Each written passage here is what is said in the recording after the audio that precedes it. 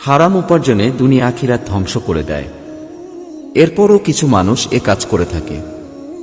অনেকে চাকরি করার আগে সেখানে বৈধ বেতনের সঙ্গে অবৈধ কত টাকা উপার্জন করতে পারবে সে হিসাব করে। অথচ পবিত্র কোরআনে মহান আল্লাহ বলেছেন, হে মুমিনরা, আহার কর আমি তোমাদের যে হালাল রিজিক দিয়েছি তা থেকে, এবং আল্লাহর জন্য শুকর কর যদি তোমরা তারই ইবাদত করো। সূরা বাকারা। এই আয়াতে মহান আল্লাহ আমাদের জন্য হালাল খাবার, হালাল উপার্জন ফরজ করেছেন। এখানে অবৈধ উপার্জনের 8টি ক্ষতি আলোচনা করা হল। 1. দোয়া কবুল হয় না।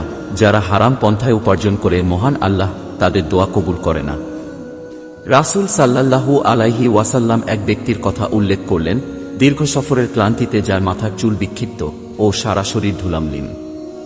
সে আকাশের দিকে হাত তুলে বলে, হে আমার প্রভু, হে আমার প্রতিপালক। অথচ তার খাদ্য ও পানীয় হারাম, তার পোশাক হারাম, তার জীবন জীবিকাও হারাম। এমতাবস্থায় তার দোয়া কিভাবে কবুল হতে পারে? তিরমিজি। 2. বরকত কমে যায়। মহান আল্লাহ বলেন, আল্লাহ সুদকে নিশ্চিহ্ন করেন আর দান সদকা বাড়িয়ে দেন। সূরা বাকারা। এই আয়াতের ব্যাখ্যায় তাফসীরবিদরা বলেন, যে সম্পদের সঙ্গে সুদ মিশ্রিত হয়ে যায় বেশিরভাগ সময় সেগুলো ধ্বংস হয়ে যায়।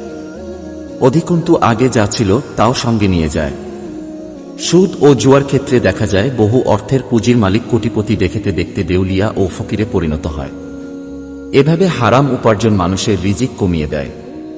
3. অনিবার্য ধ্বংস। হারাম উপার্জন মানুষকে ধ্বংস করে দেয়। মহান আল্লাহ হারাম উপার্জনকারীদের সঙ্গে যুদ্ধ ঘোষণা করেছেন। পবিত্র কোরআনে ইরশাদ হয়েছে, হে মুমিনরা, তোমরা আল্লাহকে ভয় করো এবং সুদের যা বকেয়া আছে তা ছেড়ে দাও যদি তোমরা মুমিন হও। অতঃপর যদি তোমরা তা না কর তাহলে আল্লাহ ও তার রাসূলের সঙ্গে যুদ্ধের প্রস্তুতি নাও। সূরা বাকারা। 4. আল্লাহর অসন্তুষ্টি। পবিত্র কোরআনে ইরশাদ হয়েছে, নিশ্চয়ই যারা আল্লাহর সঙ্গে করা প্রতিশ্রুতি এবং নিজেদের শপথের বিনিময়ে তুচ্ছ মূল্য খরিদ করে আখিরাতে তাদের কোনো অংশ নেই। আর আল্লাহ তাদের সাথে কথা বলবেন না এবং তাদের দিকে তাকাবেন না কিয়ামতের দিন, আর তাদের পরিশুদ্ধিও করবেন না। তাদের জন্য রয়েছে মর্মন্তুদ শাস্তি। সূরা আল ইমরান। 5. রাসূল সাল্লাল্লাহু আলাইহি ওয়াসাল্লাম এর অভিশাপ। যারা সুদভিত্তিক লেনদেনে লিপ্ত রাসূল সাল্লাল্লাহু আলাইহি ওয়াসাল্লাম তাদের অভিশাপ দিয়েছেন। জাবের রাদিয়াল্লাহু আনহু বলেন, রাসূল সাল্লাল্লাহু আলাইহি ওয়াসাল্লাম সুদখোর, সুদদাতা, সুদের লেখক ও তার সাক্ষীদ্বয়ের উপর অভিসম্পাত করেছেন এবং বলেছেন, এরাই সবাই সমান অপরাধী। সহিহ মুসলিম।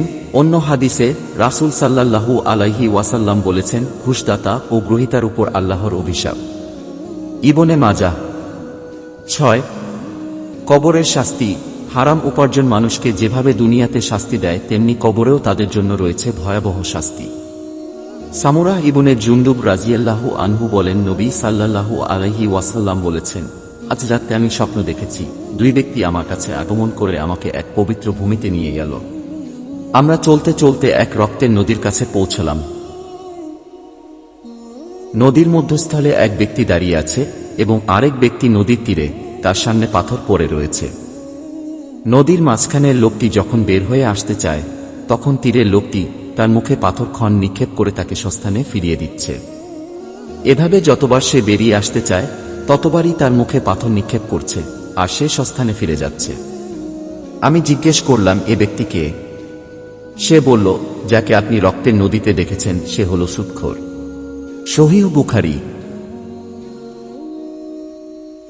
7. আখিরাতের শাস্তি। আখিরাতেও অবৈধ উপার্জনকারী কঠিন শাস্তির সম্মুখীন হবে। খাওলা আনসারিয়া রাদিয়াল্লাহু আনহু বলেন, আমি নবী সাল্লাল্লাহু আলাইহি ওয়াসাল্লামকে বলতে শুনেছি, কিছু লোক আল্লাহর দেওয়া সম্পদ অন্যায়ভাবে ব্যয় করে, কিয়ামতের দিন তাদের জন্য জাহান্নাম নির্ধারিত। সহিহ বুখারী। 8. দান সদকা কবুল হয় না। অনেকে মনে করেন হারাম পথে উপার্জন করে সেখান থেকে কিছু সদকা করে দিলে হয়তো কিছুটা হালকা হবে অথবা আল্লাহ ক্ষমা করে দেবেন, কিন্তু ব্যাপারটা এরকম নয়। রাসূল সাল্লাল্লাহু আলাইহি ওয়াসাল্লাম বলেছেন, আল্লাহ তাআলা পবিত্রতা ছাড়া কোনো সালাত কবুল করেন না এবং অবৈধভাবে অর্জিত সম্পদের সদকা গ্রহণ করেন না। নাসাই। অতএব আমাদের সবার উচিত হারাম উপার্জন থেকে দূরে থাকা। কারণ এর দ্বারা সাময়িক সচ্ছলতা অর্জিত হলেও এর ক্ষতি চিরস্থায়ী। মহান আল্লাহ আমাদের সবাইকে হালাল উপার্জন করার তৌফিক দান করুন। আমিন।